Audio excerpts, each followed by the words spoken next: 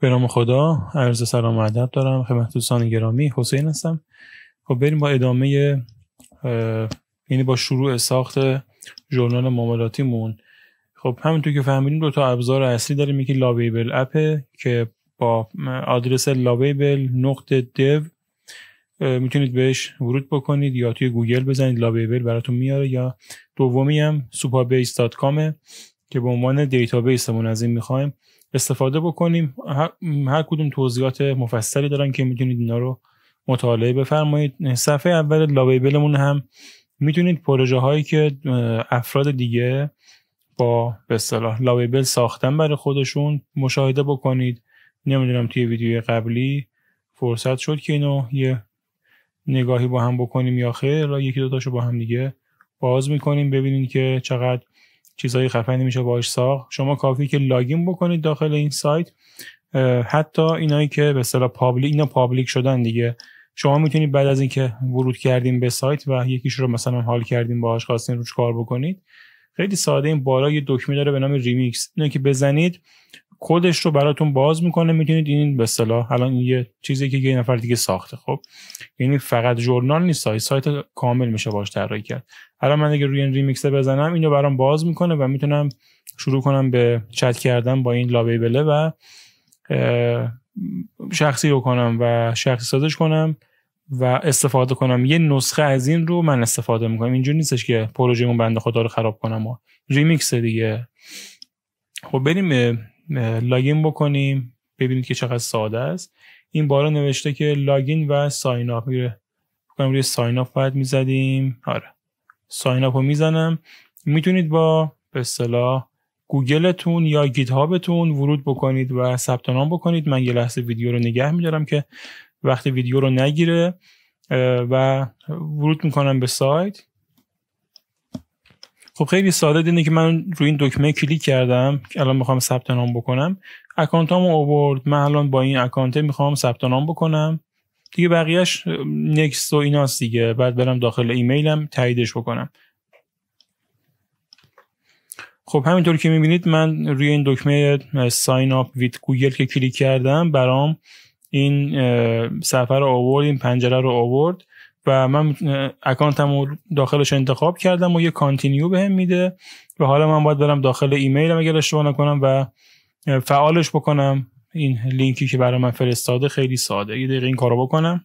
خب نه این سوپابیس مثل این که روندش اینجوریه. این خیلی ساده برام فعالش کرد. نیاز به چیز خاصی هم نبود. الان میبینید که این بخش کرییت پروژکت رو برای من نمایش میده و من میتونم اینجا پروژه جدیدی رو باهاش بسازم. قبل اینکه این کارو بکنم برم داخل سوپابیس هم ثبت نام بکنم. اون رو هم شما ببینید.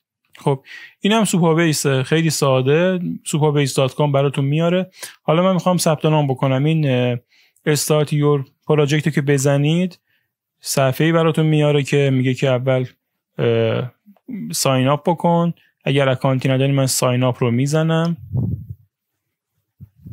خب حالا اطلاعاتم رو باید بزنم. میتونید اینجا با گیت هابتون ثبت نام بکنید، ولی من دیگه اینجا خودش دکمه یه چیز نداره که بزنیم و به سهولت بخواد برامون ثبت نام بکنه. فقط یه بار ایمیلمون رو میزنیم، پسوردمون رو میزنیم و برامون ثبت نام رو انجام میده. من این کارو انجام میدم و ویدیو رو متوقف میکنم. خب من ایمیلمو زدم، پسوردی براش در نظر گرفتم. یه دونه چیز این شکلی میاره که مثلا ما ربات هستیم یا نه. میگه اینا که جفت نیستن با هم. الان دو تا مربع داریم، دو تا هم ستاره داریم. این جفت نیست. روش کلیک میکنم، نکست رو میزنم. اینجا هم این مربع جفت نیست، تکه و تمام. باید ببرتمون صفحه بعدی. خب فکر کنم باید بریم داخل ایمیل. من میرم ایمیلم رو کانفرم میکنم و میام. خب من رفتم داخل ایمیلم. یه ایمیل اومده بود که کانفرم، روی لینک کلیک کن. این کارو کردم و منو آورد به این صفحه. دوباره میگه اونی که آن پیره و تکه اونو نشون بده به ما. خب یه همچین صفحه رو برای ما میاره که ما اون اکانت اولیه‌مون رو داخل این سایت باید بسازیم. حالا یه نیمی از ما میخواد که نیم همین باشه، پرسونال و فری. شما میتونید حالا اکانت دیگه هم ببینید که ماهیانه $25 و حالا اگر تیم بخواد کار کنه نزدیک $600. این امکاناتش رو میتونید برید بخونید توی جدولش ببینم که میاره برامون یا باید بریم جای دیگه بخونیم. نه حالا بعداً شاید پیدا کنم بهتون نشون بدم که محدودیت ها کمتر میشه، شما حجم بیشتری میتونید به اصطلاح استوریج داشته باشید. این صحبت ها این فعلا کار ما رو راه میندازه. کنم 500 مگابایت یا 1 گیگ به ما فضا میده که برای کاری که ما میخوایم بکنیم کاملا اوکی هستش. من حالا دکمه ساخت رو میزنم، کرییت رو میزنم، دوباره یه صفحه شبیه همین باید برام بیاره. من ویدیو رو نگه میدارم که اونجایی که لازمه. خب صفحه جدید رو واسه من آورد، میگه که تو سازمانت اینه، شناسایی شده از فریه، ثبت نامت، یه اسمی پروژت بده. من حالا میگم مثلا پروژه 1، اینا رو حذف میکنم. پروژه 1 یه پسوردی میخواد، حالا یه پسوردی هم خودش هم بهتون پیشنهاد میده. من این رو یه خودم پسورد میذارم، یه دقیقه ویدیو رو نگه دارم، پسورد رو میزنم. بعد پسورد فقط این کرییت رو میزنم، کار خاصی نمیخوام بکنم. خب من یه پسورد اینجا وارد کردم. حتما این پسورد رو یه جا بنویسید. این اون پسورد ورود به سوپابیس شما نیستا، پسورد این پروژه‌ای که به عنوان مثال این ژورنالی هستش که ما میخوایم بسازیم، پسورد اون پروژه هست. پس این رو حتما یادتون باشه که چی میخواید بزنید. ساخت رو میزنم و دوباره چند ثانیه صبر میکنم. این بالا حالا یه سری کارا میکنه و تمامه. ببین اینو که من بزنم همه کاراشو تیک زده و الان پروژه منو ساخته. ببینم که میتونم برم بالا. خب الان من رفتم صفحه اصلیم. من یه پروژه دارم، میتونم نیو بسازم دوباره.